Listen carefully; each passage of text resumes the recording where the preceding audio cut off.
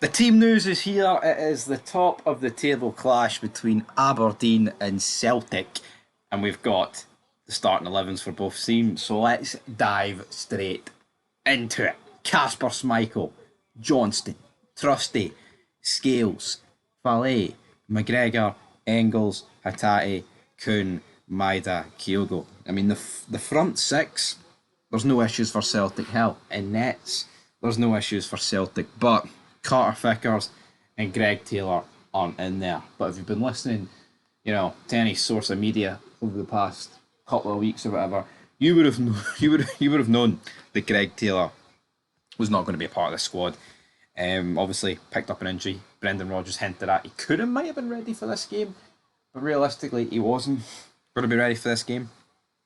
And now he's not ready for this game. And Carter Vickers is not in the team as well.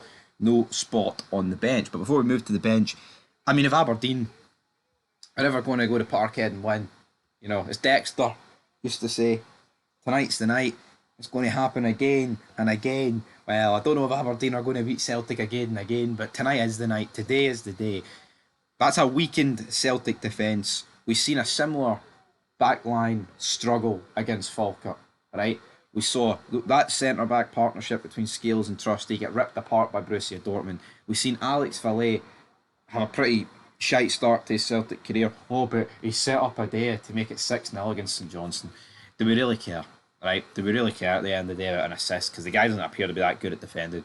I think Greg Taylor's a massive miss. I think Carter Vickers, even bigger miss. Aberdeen, if they're going to strike, they have to do it today.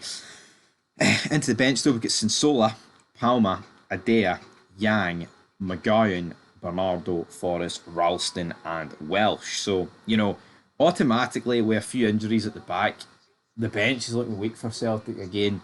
Because Ralston and Welsh, you don't really want those two coming on the pitch if you're being honest about it. So, it looks a lot better when you've got Carter Vickers and Scales starting, then you've got your 5 million Trusty on the bench. Trust me. As for the rest of the bench, I mean, who can come on and get a goal? Obviously, Adea, Mackay and Bernardo, Forrest. I mean, that's probably going to be your substitutes. Palma did bag himself a hat-trick against Sligo Rovers, but I think everybody watching this video could have bagged a hat-trick against Sligo Rovers, so there's not really too much to read into there. Into the Aberdeen team, though, we have got Mitov, Devlin, Mackenzie, Shinnie, Helpney Nielsen, McGrath, Nisbet, Clarkson, Malloy, Rubicic, and Keskinen. So, again, it's another strong team from Aberdeen. Obviously, no Duke or Palversa in there, as Aidan Don says, but that's an Aberdeen. I mean, this is an Aberdeen team full of confidence, right? It shouldn't really matter at this 18. They're going to be riding the wave of winning every game this season. All right, they've nothing to fear. If it goes tits up and you get beat, here, worst case scenario after this weekend, you're still in front of Rangers and you're only 3 behind Celtic.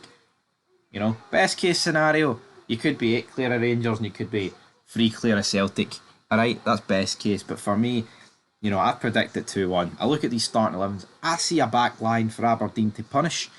But they've got to be, Celtic will look at their back line and think they can punish it. It's going to be a good game. It's going to be a great game.